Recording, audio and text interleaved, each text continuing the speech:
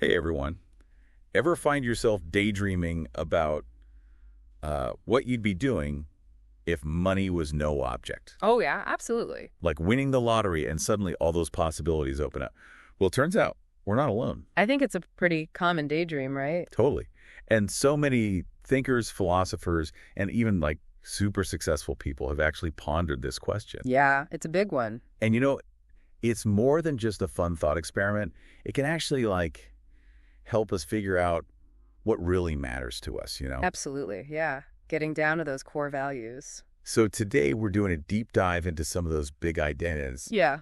using excerpts from What Would You Do If Money Didn't Matter? I love that book. It really makes you think. Right. So get ready for some surprising insights and maybe even a few aha moments along the way. I'm sure we'll have plenty of those. It's a real thought-provoking read. So right off the bat, this question kind of challenges our ideas about success. Totally. It's fascinating how deeply ingrained those ideas are. Because let's be honest, when most of us hear the word success, we instantly picture those outward signs of wealth. Yeah, the big house, the fancy car.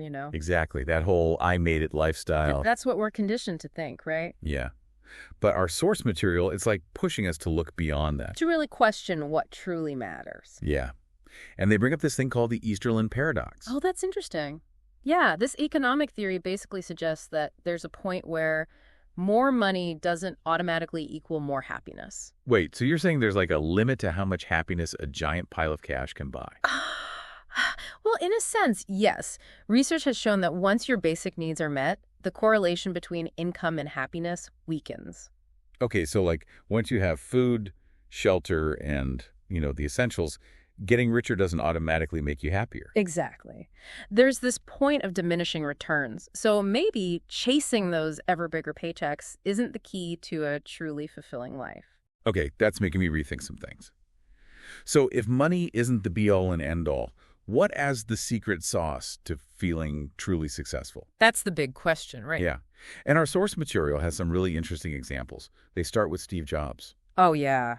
The tech genius behind Apple. Great example. Okay, so we all know about Apple, but what's really interesting is his journey. He was a fascinating guy. He famously dropped out of college to follow his passion for technology. I didn't know that. Yeah, and then later, in his Stanford commencement speech, he really urged graduates to find work they loved. He said, the only way to do great work is to love what you do. Powerful stuff. So basically, don't settle for a soul-crushing job just for the paycheck. Find something that lights you up. Right. But how does that translate to those of us who aren't destined to become, tech titans? It's about recognizing the power of passion no matter what field you're in. When you're genuinely excited about what you're doing, you bring a different level of energy and creativity to the table, Makes sense. And that's what can lead to success. Okay, so passion is key. But it's not just about raw passion, right? Our source also talks about the importance of purpose. Totally. Having that feeling that your work has meaning beyond just making a buck. Exactly. And they bring up Oprah Winfrey as a prime example. Oh, I love her. She didn't just build a media empire. She used her platform to empower others. And she said the biggest adventure you can take is to live the life of your dreams. It's a great quote, right? Yeah. But it's more than just dreaming. It's about aligning your actions with that purpose. Like that feeling when you're so engrossed in something you totally lose track of time. The money might be a nice bonus, but it's not the driving force. Right. And this actually ties into a concept from Aristotle, eudaimonia. Eudaimonia, yes. It's this idea of flourishing, reaching your full potential. So not just chasing those fleeting moments of happiness. Right, it's deeper than that. It's like Oprah's living the life of your dreams, but with this, added layer of virtue.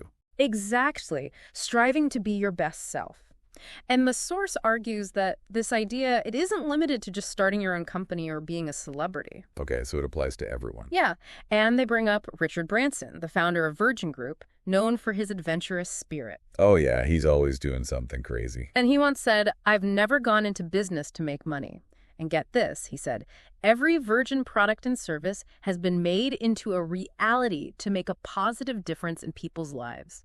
So it's more about the challenge, the impact, the excitement of creating something new rather than just the profit. Yeah. And then you have someone like Michelle Obama in her memoir, Becoming. She challenges us to think about what we deeply care about. I need to read that one. She asks, what do you care about? What would you fight for? What makes you fired up inside? Powerful stuff. It's like she's saying align your actions with your core values. Exactly. Okay, these are all like amazing examples, but they're all super high achievers. Does this really apply to the average person? I think that's a question we all have, right? And here's where it gets interesting, because the source brings up Warren Buffett. Okay, arguably one of the most financially successful people on the planet. Yeah. But he prioritizes relationships over riches, and he famously said, "I measure success by how many people love me." That's amazing. Yeah. So even at the highest levels of wealth, there's this awareness that there's more to life than just money. And that circles back to our original question, what would you do if money didn't matter? It's about identifying what matters to you and figuring out how to make that part of your life. It's about your values. It's so inspiring, but also a bit overwhelming, like where do I even begin to apply this to my own life? Of course, it can seem daunting. You can't just quit your job tomorrow and expect to be the next Richard Branson. Yeah, that's not exactly in the cards for me right now. Right, but it's about those baby steps, slowly integrating your passions into your life. Okay, I'm all ears. What are some concrete steps we can take? The source highlights several tips. Start by exploring those things that spark your curiosity. Like what makes me lose track of time? Yeah. What would you do even if you weren't getting paid? If money wasn't a factor. Okay, I can see where this is going. So like, if I've always dreamed of being a writer, maybe I should start jotting down some ideas. Exactly. Just start somewhere. You never know where that initial spark might lead. Okay, exploration is key. What else? Volunteering is another fantastic way to explore areas you care about. I've been thinking about doing that. It's a great way to make a difference and gain experience. Whether it's animal welfare, environmental causes, or something else, there are so many ways to get involved. So it's a win-win. Doing good and potentially opening yourself up to new opportunities. Absolutely. I like that. What else? Oh, and don't underestimate the power of continuous learning. Take courses, go to workshops, read books on topics that fascinate you. So even if I think I know what I love, keep learning, keep growing. Exactly. The more you learn, the more confident you'll feel pursuing your passions. Like building a toolbox of skills and knowledge. I love that. And finally, surround yourself with supportive people, friends, family, mentors, online communities. Find your tribe. Your cheering section. Yes.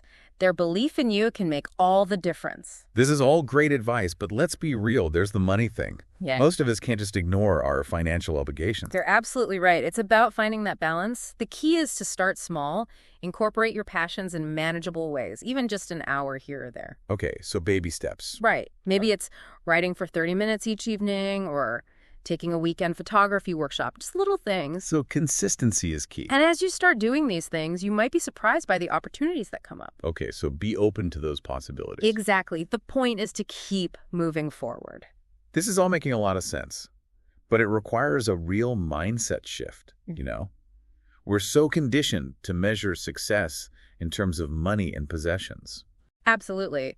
It's about consciously redefining what success means to you. Recognizing that true wealth lies in experiences, relationships, personal growth. And making a positive impact. Exactly. It's about crafting a life that aligns with your values, regardless of your bank balance. It's so powerful, shifting from external validation to internal fulfillment. But how do we measure that, If money isn't the yardstick, then what is? That's a great question, and it's something you'll have to define for yourself. What metrics truly matter to you? Is it spending more time with loved ones, pursuing creative endeavors, making a difference in your community? Okay, so figuring out what I truly value. And once you identify those core values, you can start tracking your progress. I love that. We're taking back control and defining success on our own terms. It's about what matters to you, not what society dictates. Okay, so to recap this first part of our deep dive, we've talked about the importance of passion, purpose, and eudaimonia. And we saw how it plays out in the lives of successful people. Yeah, people like Steve Jobs, Oprah Winfrey, Richard Branson, Michelle Obama, and even Warren Buffett, who showed us that true success goes beyond just dollar signs. And most importantly, we challenged ourselves to redefine success on our own terms. Focusing on internal fulfillment rather than external validation. So much great stuff here. This is just the beginning. In the next part, we'll explore more practical advice on how to identify your passions, overcome fear and self-doubt, and create a life that truly lights you up. You won't want to miss it. But in the meantime, I want you to really sit with this question. What would you do if money was no object? Let that simmer in your mind, and we'll pick up the conversation in part 2. Until then, keep exploring, keep dreaming, and keep striving to live a life of purpose and passion. We'll see you soon. See you then. Welcome back to our deep dive into what would you do if money didn't matter. We've been talking about this whole idea of redefining success and, finding work that aligns with our passions. It's been so inspiring. And in the first part, we talk about all those incredible individuals like Steve Jobs and Oprah Winfrey who seem to just nay and know their purpose from the get-go. Yeah, they had that clear vision. But let's be real, not everyone have that kind of clarity right away. It's a process for most of us. Totally. So what about those of us who are still figuring things out? Still on that journey of self-discovery. It's a journey for sure, and it's not always a straight line. Right. Sometimes it feels like a roller coaster, with all the ups and downs. Absolutely. There's exploration, experimentation, maybe even a few detours along the way. And sometimes it feels like fear is holding us back. Oh, fear is a big one. That fear of failure especially. Yeah. So what advice does our source offer for overcoming those hurdles? Well, it starts with acknowledging those fears. Don't try to pretend they don't exist. Okay, so face them head on. Yeah. Ask yourself, what's the worst that could happen? Often, our fears are way bigger in our minds than in reality. It's like those monsters under the bed. Once you turn on the light, they're not so scary. Exactly. And remember, failure isn't the opposite of success. It's all part of the journey, right? Yeah, it's a stepping stone. Every setback, every rejection, it's an opportunity to learn and grow. Actually, the source highlights J.K. Rowling's story. Oh, the Harry Potter author. Yes, a single mother facing rejection after rejection from publishers. It's crazy to think about that now. I know, right? But she kept going, fueled by her passion, and look at what she created. The Harry Potter phenomenon. Okay, that is inspiring. It's a reminder that success doesn't always come easy, but passion and determination can overcome almost anything. Okay, so speaking of passion, one of the things the source emphasized was continuous learning. Even if you think you've already found your passion, why is that so important? Because learning keeps us engaged and growing. The more we explore, the more connections we make. And those connections can spark real innovation and creativity. So even if I'm pursuing my passion, keep learning, keep exploring. Absolutely. Think of it as building a web of knowledge and experience. The more connections, the stronger that web becomes. I like that analogy. Okay, what else? I remember something about the importance of a supportive network. Oh, that's crucial. Especially when you're trying something new. Because it can be scary, right? Putting yourself out there. Totally. Going after your dreams, it can be like a roller coaster ride. Highs and lows, doubts, triumphs. Having people who believe in you, encourage you, and are there for you, it makes all the difference. Your own personal cheering squad. Yeah. And sometimes you need those cheerleaders to remind you of your own strength when you start to doubt yourself. I've definitely been there. Okay, so support is key, but there's one practical question I keep coming back to. Money. How do we actually make a living doing what we love? It's the question, right? Yeah. And the reality is not every passion easily translates into a paycheck. True. So what can we do? Well, it might require some creativity. One approach is to start small. Can you dedicate a few hours each week to a side hustle related to your passion? A side hustle. Okay, so not quitting my day job just yet. Not necessarily. It's about testing the waters, gaining experience, and gradually building something. Maybe that side hustle turns into something more. Like a full-time gig. I love that idea. The internet has made it so much easier for people to connect and even make money from their passions. True. But what about passions that are harder to monetize?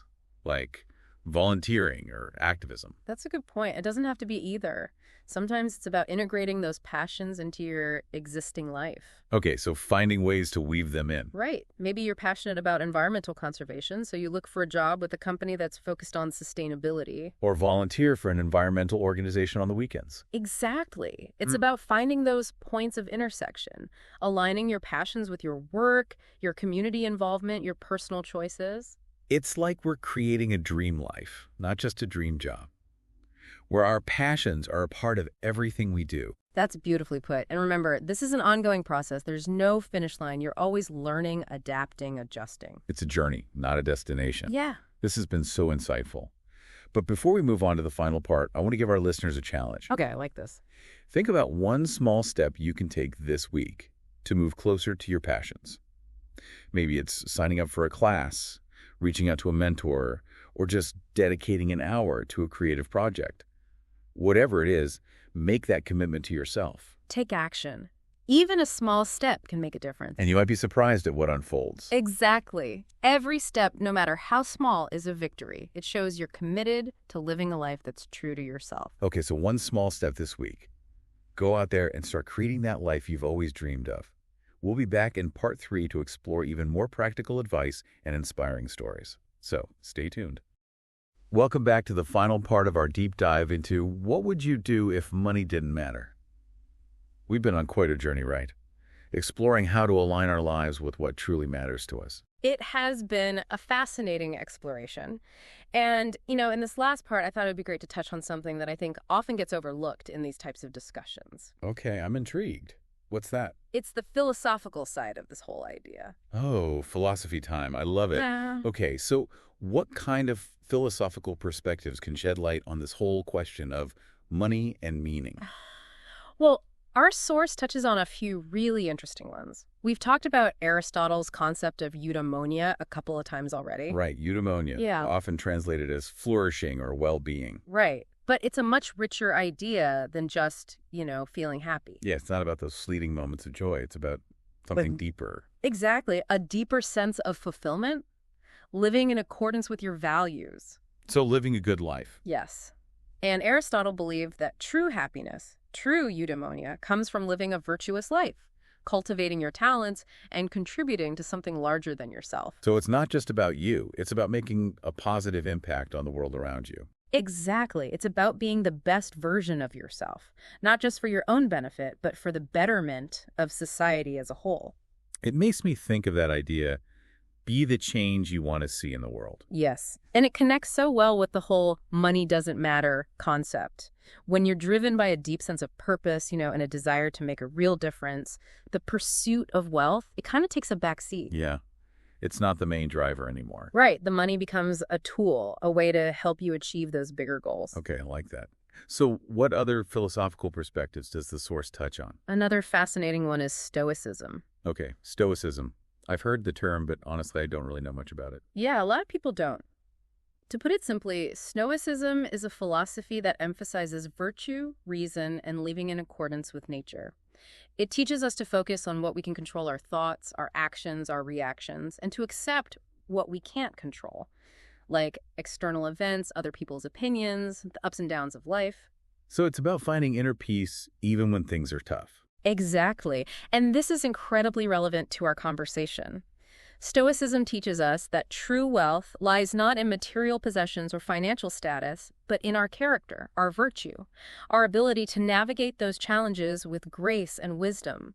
That's a powerful way to look at it. It's like that saying, the greatest wealth is contentment. Exactly. It's about finding joy in the simple things, in personal growth, and in our contributions to the world. And this Stoic perspective sounds incredibly freeing. It is. It frees us from that constant pressure to acquire more, to always be striving for more. It allows us to just focus on living a good life, connecting with others, and making a difference.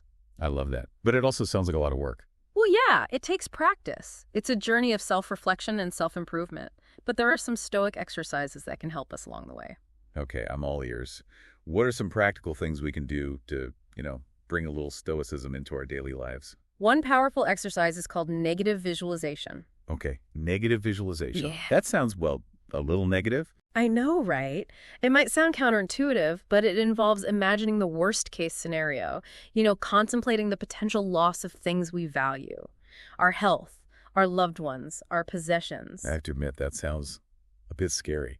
Why would we intentionally put ourselves through that? It's not about dwelling on the negative. It's about cultivating gratitude. By thinking about those potential losses, we start to appreciate what we have more fully. We become less attached to material things. It's like that saying, you don't know what you've got till it's gone. But by intentionally thinking about those losses, we can appreciate what we have now. Exactly. And it also prepares us for those inevitable challenges. Life is full of ups and downs. So by mentally rehearsing for those difficult situations, we can build up resilience. We're not as afraid of them. That's mental weight training. Okay, so negative visualization. What else? Another great one is called the dichotomy of control. It's about recognizing the difference between what you can control and what you can't. Okay, I can see where this is going. We can control our thoughts, our actions, our reactions. We can't control the weather, traffic, other people's behavior. So focus on what you can control. Exactly. By focusing our energy on what we can control, we stop wasting time worrying about things we can't change. And that frees us up to focus on making positive changes in our own lives.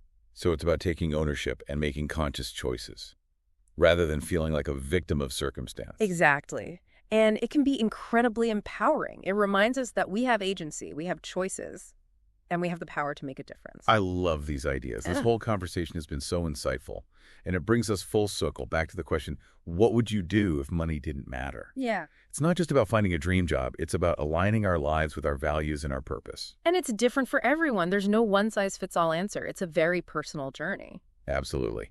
So as we wrap up this deep dive, I just want to say it's been a fantastic reminder that we have the power to create a life that's both meaningful and fulfilling. It takes effort, it takes intention, but it's absolutely possible. It's been a pleasure exploring all of this with you. Likewise.